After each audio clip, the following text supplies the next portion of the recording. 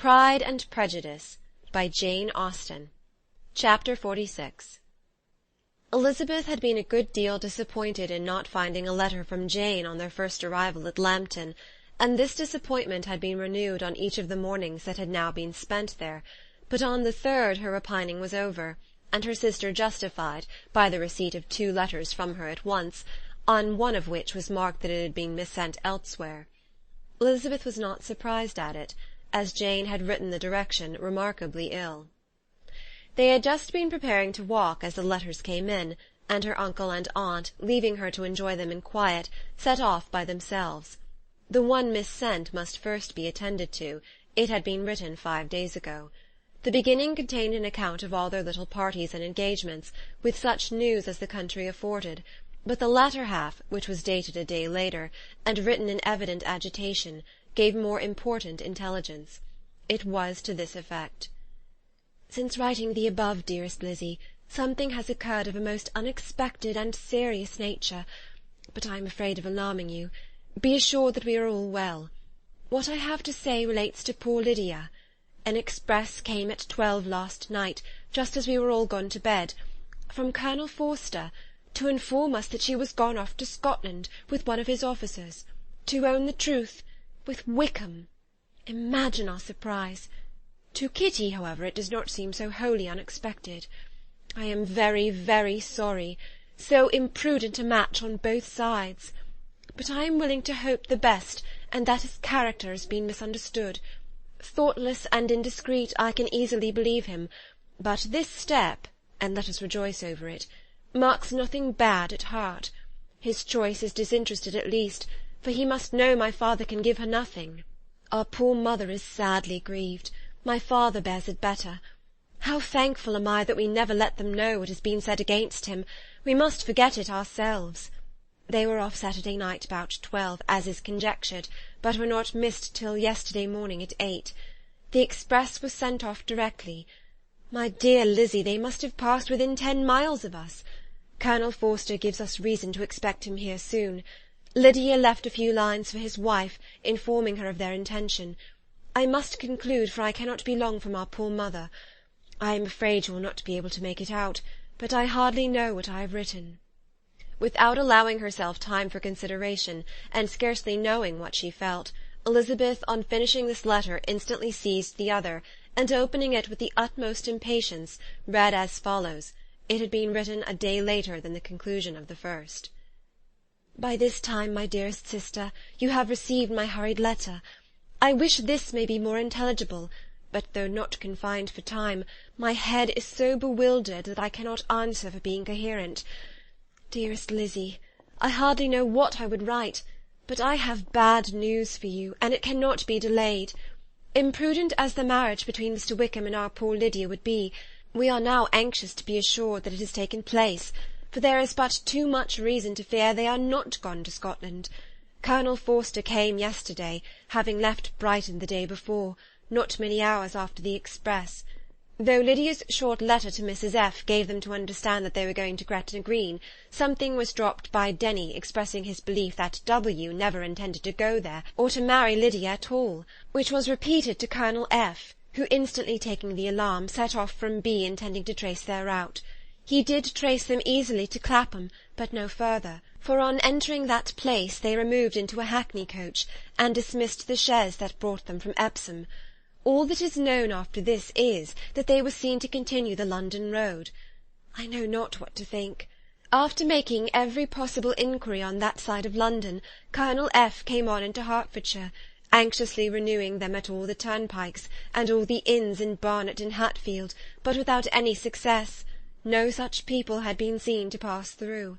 With the kindest concern he came on to Longbourn, and broke his apprehensions to us in a manner most creditable to his heart. I am sincerely grieved for him and Mrs. F., but no one can throw any blame on them.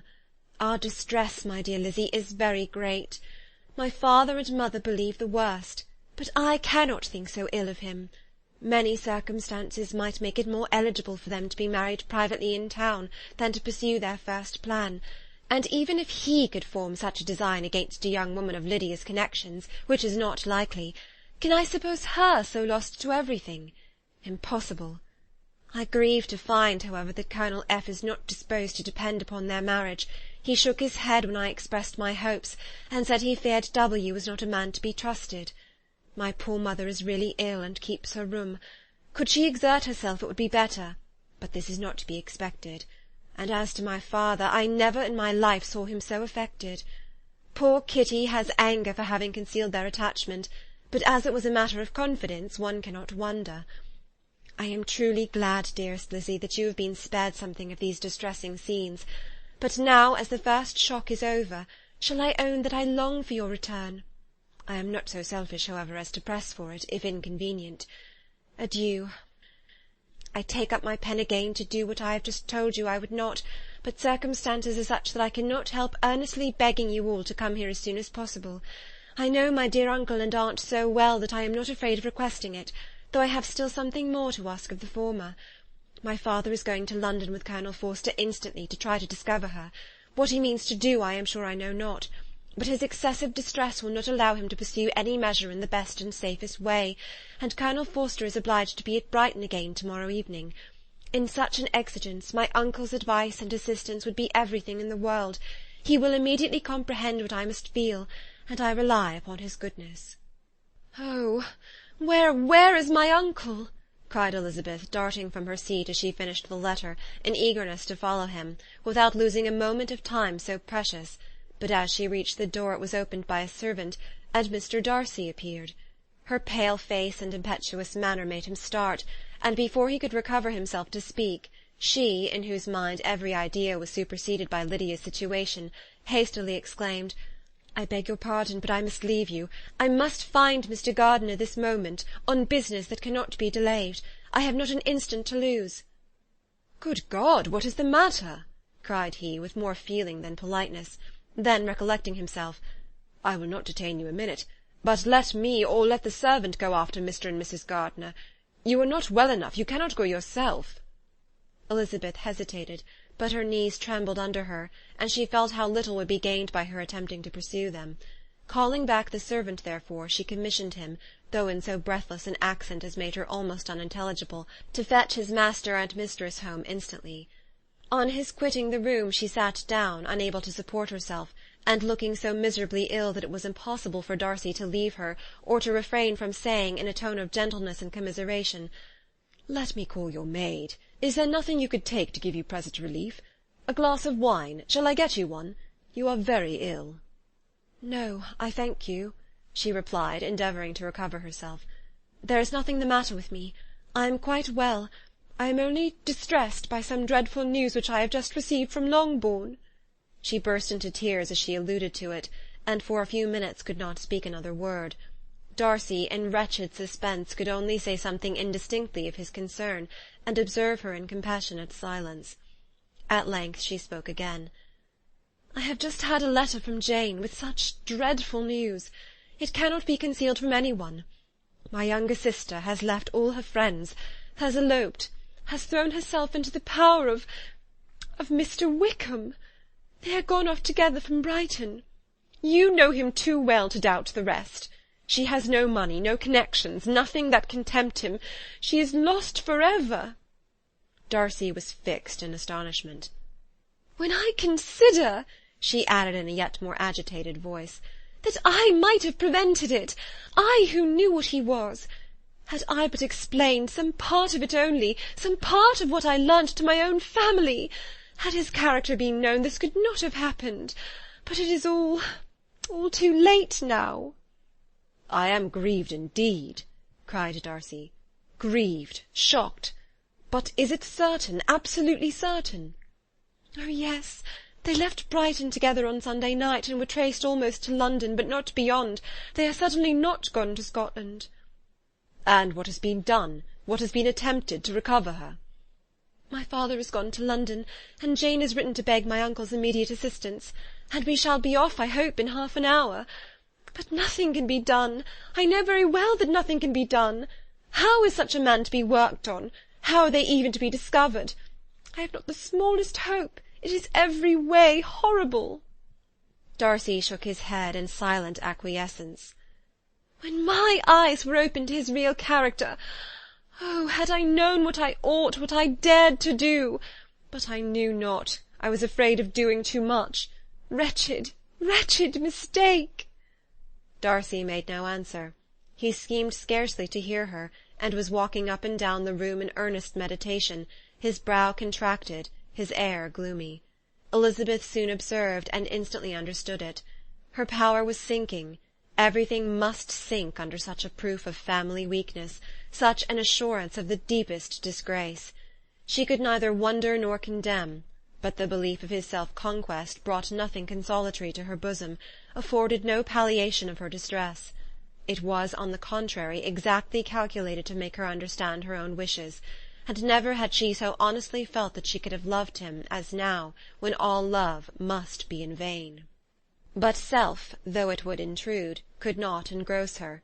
Lydia, the humiliation, the misery she was bringing on them all, soon swallowed up every private care, and covering her face with her handkerchief, Elizabeth was soon lost to everything else, and after a pause of several minutes was only recalled to a sense of her situation by the voice of her companion, who, in a manner which, though it spake compassion, spoke likewise restraint, said, "I am afraid you have long been desiring my absence, nor have I anything to plead in excuse of my stay, but real, though unavailing concern.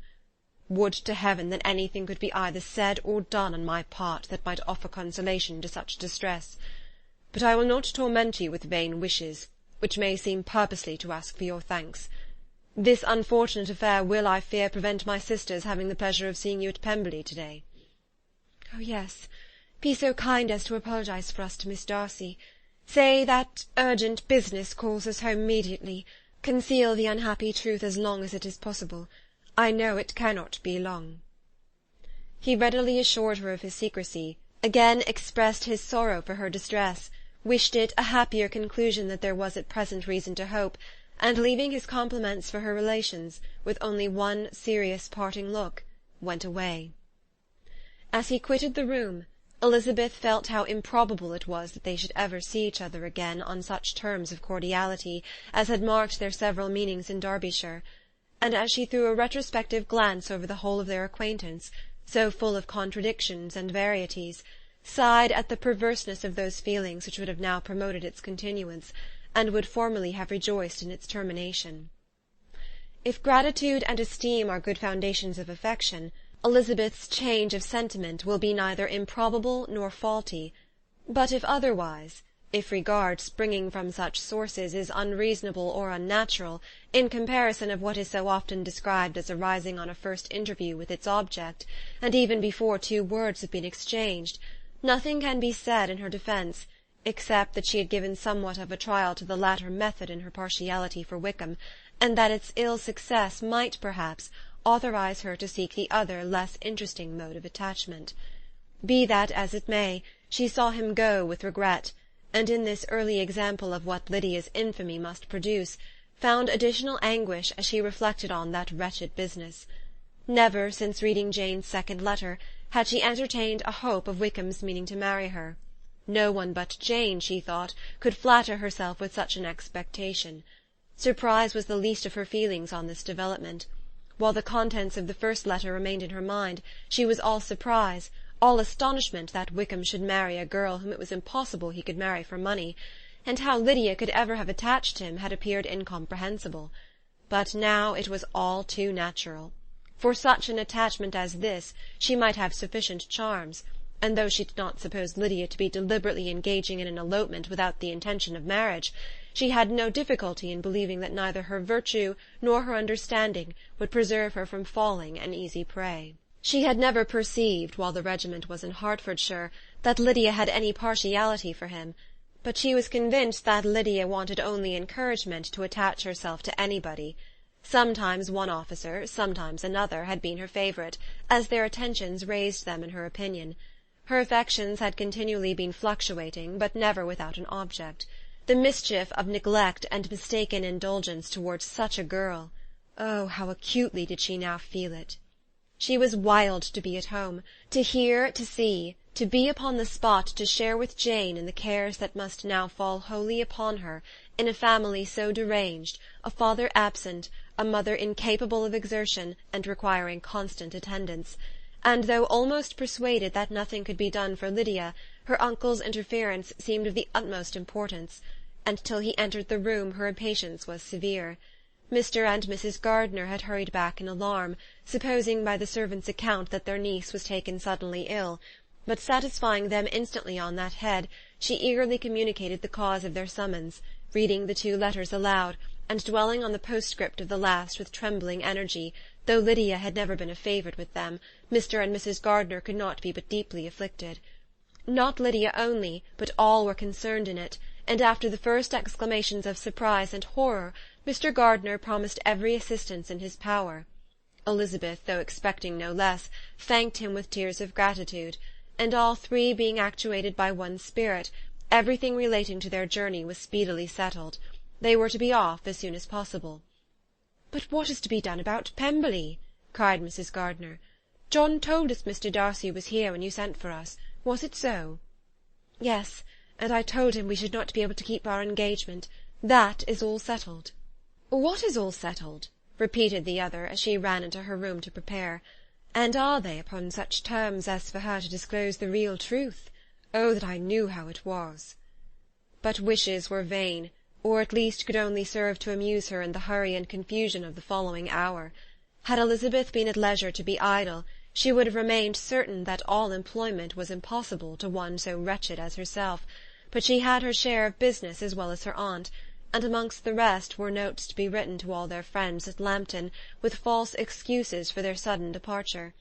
An hour, however, saw the whole completed, and Mr. Gardiner meanwhile having settled his account at the inn, nothing remained to be done but to go; and Elizabeth, after all the misery of the morning, found herself in a shorter space of time than she could have supposed, seated in the carriage, and on the road to Longbourn.